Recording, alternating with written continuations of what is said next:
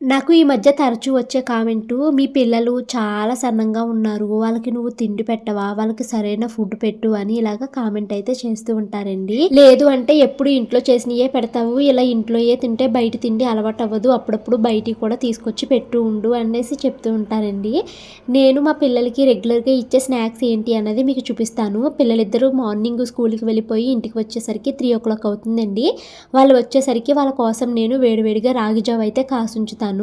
నేను బయటవి నుంచి స్నాక్స్ అవి తీసుకుని రానండి. ఎప్పుడైనా ఇంట్లో వంట చేయడం కుదరలేదు, ఊరు నుంచి వచ్చాము అనుకున్నప్పుడు మాత్రమే బయట నుంచి తిండి అయితే తెచ్చుకుంటాము.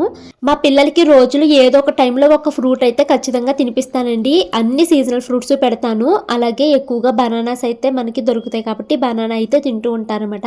ఇప్పుడైతే పైనాపిల్ బాగా దొరుకుతుంది కాబట్టి అది ఎక్కువగా తింటున్నారండి. కోకోనట్ వాటర్ కూడా తాగిస్తూ ఉంటాను.